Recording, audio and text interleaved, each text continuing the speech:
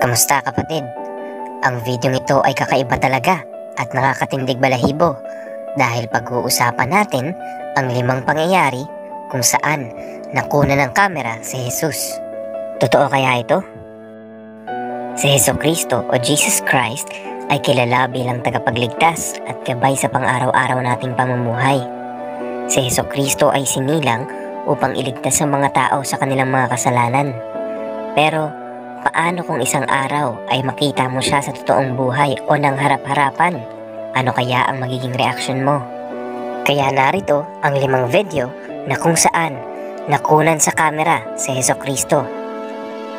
Number 1. Si Jesus na naglalakad sa Lake Superior. Ang una sa ating video ay kuha mula sa isang mobile phone. Makikita sa video na parang may naglalakad na isang matanda na may hawak na tungkod. Paniniwala ng mga nakasaksi ay ghost ship lang daw ito o di kaya ay lighthouse. Pero may nagsabi naman na si Jesucristo ito na parang naglalakad sa tubig. Totoo kaya ito? Panoorin natin ang video.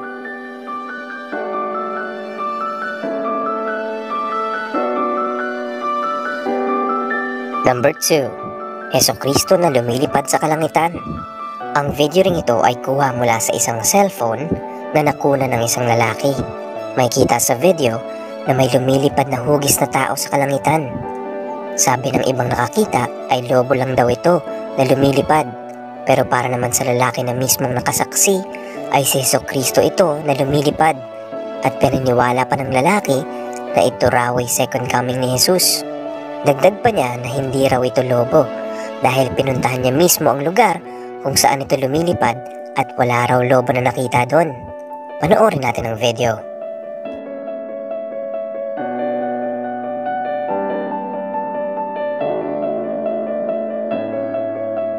Number 3. Jesus Christ Google Maps sightings. Ito naman ay kuha mula sa isang website na kung tawagin ay Google Maps o mapa ng sanlibutan na makikita online. Ang lokasyon naman ng kuhang ito ay mula sa Quarten, bansang Switzerland. Makikita sa larawan na may nahagip na isang hugis na mukhang si Jesus na lumilipad. Paniniwala ng nakadiskubre ay si Jesucristo raw ito dahil sa hugis nito at kulay ng kanyang suot. Pero may nagsabi naman na glitch lang daw ito sa screen ng computer. Ikaw, ano sa tingin mo?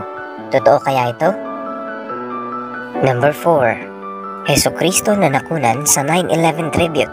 Ang larawan namang ito ay kuha mula sa 9/11 tribute sa Amerika. Sa larawan ay makikita ang isang liwanag na siyang ginagamit nila upang magpailaw sa selebrasyon. Mapapansin, sa dulo ng ilaw ay may isang tao na nakatayo na nagliliwanag.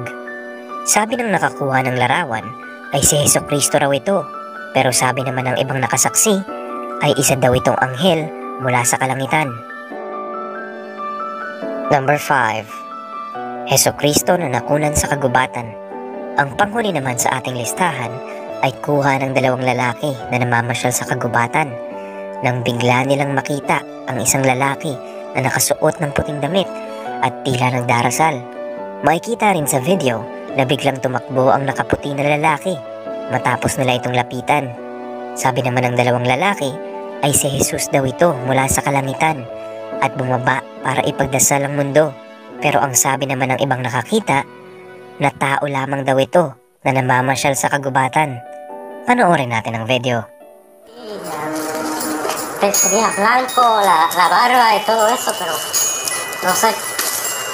A ver si lo vemos. Ya sé que... Mira, mira, mira, sí, mira. Jesús, Jesús. ¿Qué hace él? Está cagándose, mira. Oh, agárralo. Totoo man ang mga pangyayaring ito o hindi, lagi nating tatandaan na may Diyos tayo na nagmamahal sa atin at walang hanggang magpapatawad sa ating mga kasalanan.